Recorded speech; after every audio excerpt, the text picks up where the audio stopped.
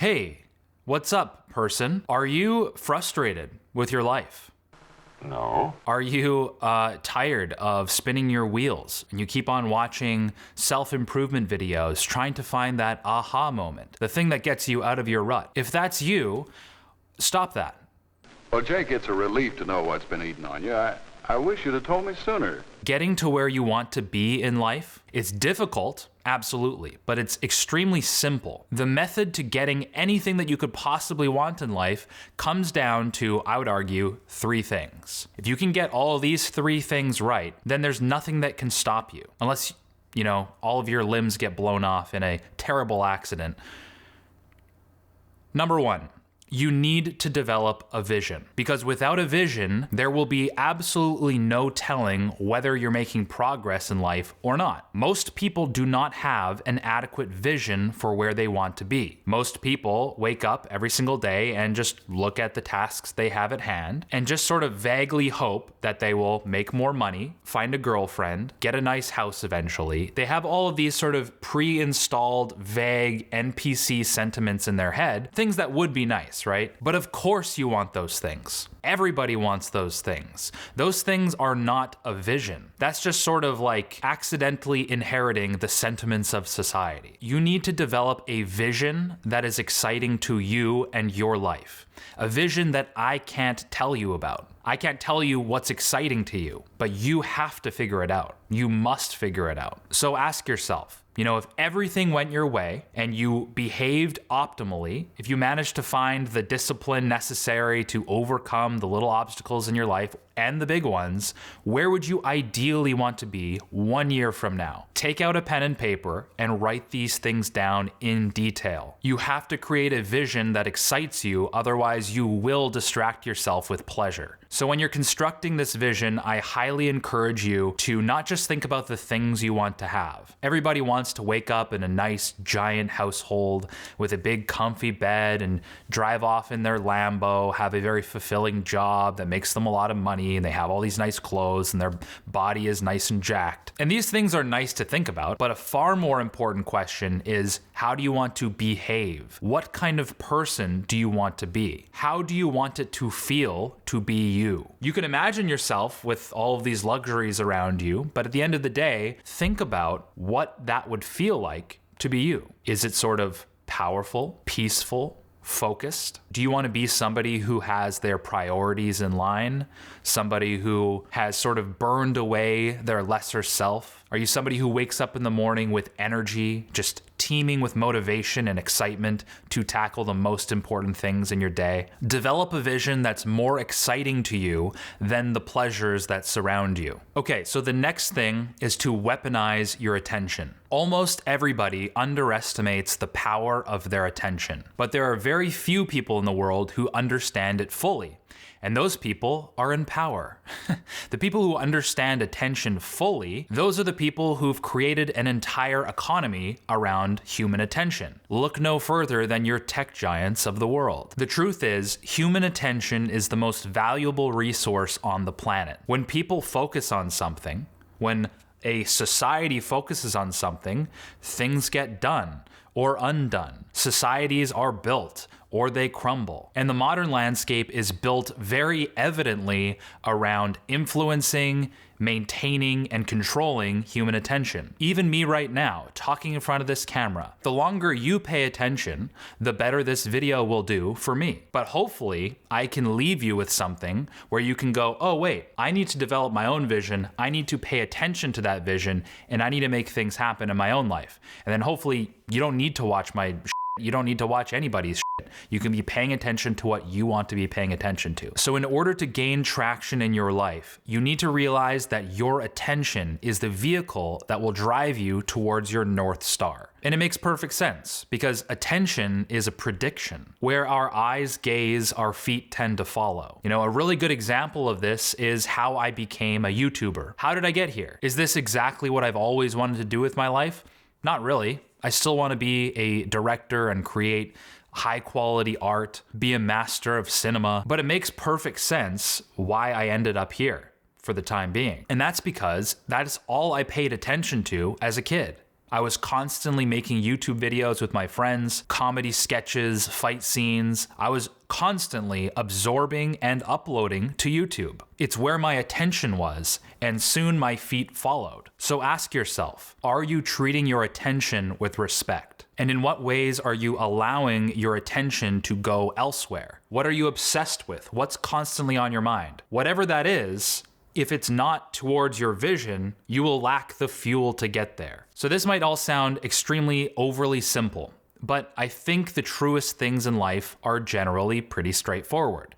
It doesn't mean that it's easy. In fact, honing your attention on what matters is very difficult. But the final component of all of this will help you achieve it. It'll make things easier for you, and I've found it personally very helpful as of late. A lot of the ideas from this video were inspired by Outwitting the Devil by Napoleon Hill.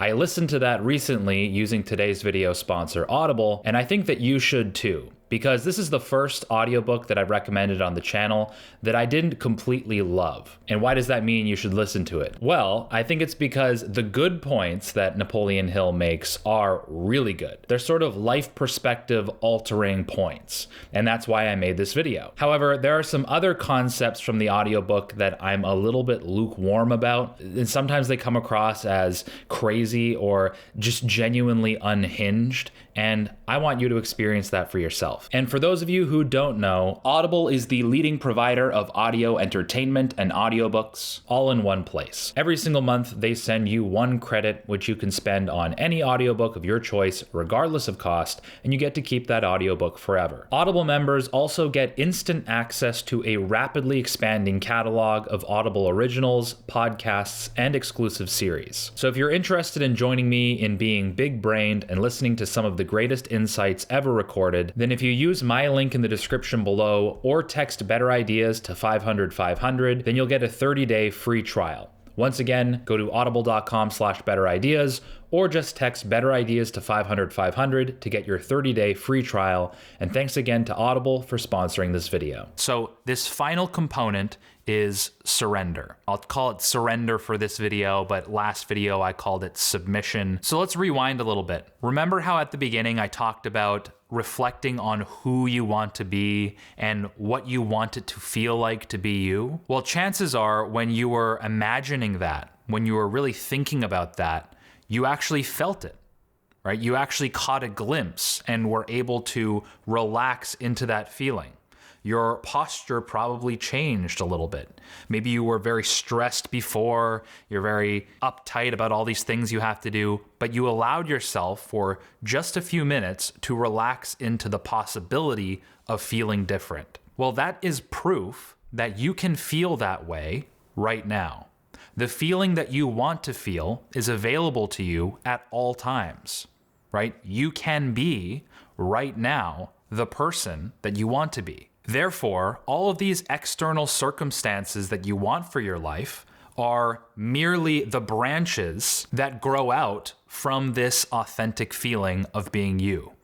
And that probably sounds very woo-woo, but just give it a thought, okay? Maybe it's not so much that getting what you want in life externally will make you feel who you want to feel like, but rather feeling how you want to feel in life and behaving in the way that you wish to behave and being the person that you want to be will help you get all of these things as a byproduct. So as I was editing this video, I realized that I just straight up didn't explain what submission even is. I just started talking about something entirely different.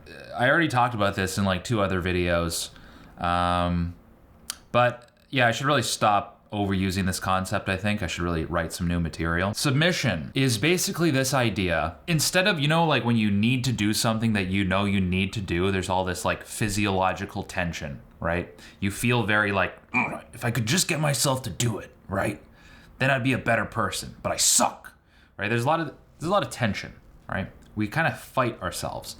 But when you have a vision for what you want to feel like, who you want to be, and you allow yourself to feel it, then submission is almost like this act of faith. It's less even psychological, it's more physiological. You just do the thing anyways. And I know that sounds very reductionistic, but doing anything in life is just doing the thing anyways. You can try to hyper cerebralize doing what you need to do and overcomplicate it, but at the end of the day, it's just a matter of doing it or not doing it. So I found personally that it's actually easier to do what's good for you if you relax into it physically and psychologically. This act of just putting one foot in front of the other and having faith that this is the right thing for you. So it's like counterintuitive. You almost try less hard to do what's right for you. But as you get better at doing this, you just kind of disregard the resistance in your way. You start to become very familiar with the feelings that are on the other side of this wall of resistance.